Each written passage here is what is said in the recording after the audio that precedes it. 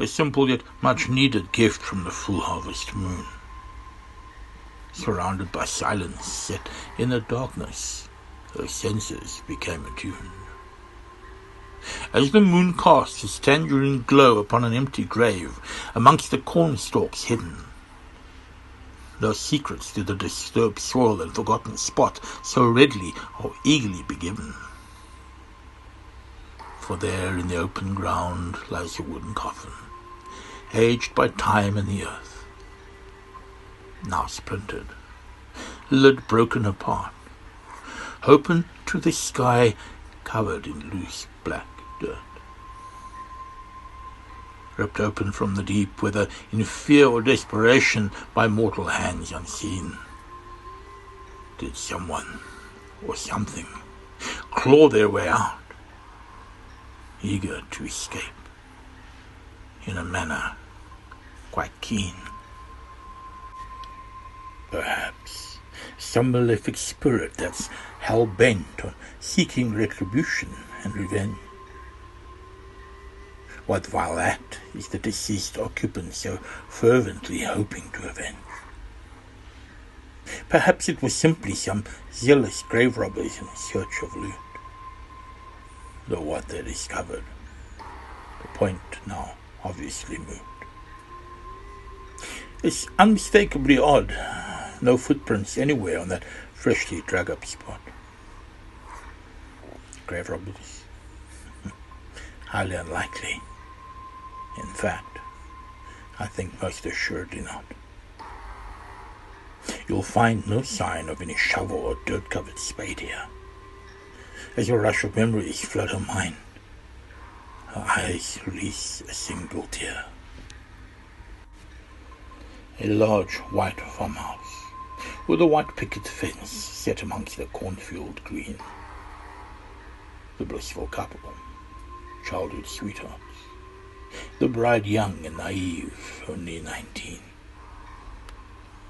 A house and thriving farm, a large dowry with more than enough money to spare. The blushing bride's childhood home. How she had hoped to raise her own family there. Yet she could not have known her beloved's greed or his desperation and evil intent, or how her wedding night would end so abruptly, with him wielding a knife, hell-bent. Her groom, with no warning, fiercely slitting her pale throat, his actions guided by greed. He claimed to protect and love her, but he loved the money more, it seemed. For he loved wine and woman more than he ever loved her, his young bride, and his gambling debts were mounting. He owed more than he could abide. He hastily buried her on her family's land in the cornfield, green and tall, as he cried his fake tears to the cops. Then her family eventually did call, going as far as to file the kidnapping report. Sad and desperate he needed to appear, hopeful to find her alive, those who'd taken her. His actions disguised as fear. Due to his rapacity, the pretty new bride was entombed, slowly rotting away, in a cursory wooden coffin in the middle of the cornfield, a macabre charade. Buried 6 feet deep beneath the rich soil of her family's, now husband's, thriving farm. Time passed while her husband gambled away her fortune, unhindered and unalarmed. Back to the present, as she stood there in her tattered, once pristine wedding gown, now recalling everything that had transpired, overwhelmed, trembling on the ground, struggling to process it all, staring at her own grave, at a broken and rotted coffin below. How long did she lay there, dead in the ground? Most likely years. Only her husband knows. How much time had her widowed husband spent there at those houses of ill repute.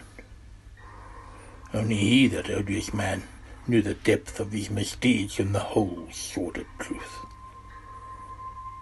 As he drunkenly stumbled into their home and their eyes finally met, his jaw slacked. And she greeted her loving husband with a large kitchen knife hidden behind her back. She enjoyed the bewildered look in his eyes, his complete shock and his utter confusion, face to face with the living corpse of his wife whom he had murdered on the night of their union.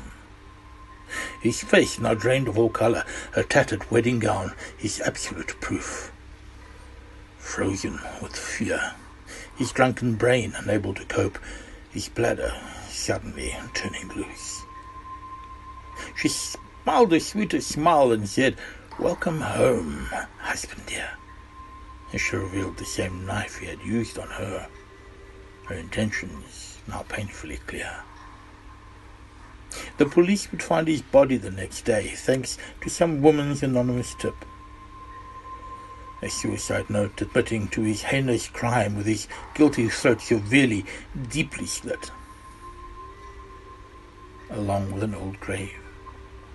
An undisturbed coffin, his murdered bride buried 6 foot deep. Wearing her perfectly pristine white wedding gown. Devastated, her family would weep. Her soul was now set free. In peace she could now finally rest. Only the crows in the cornfield bore witness, though they had never attest. And her dearly departed husband, now rotting in the deepest pit of hell. A bittersweet ending to this regrettable and most gruesome of tragic tales.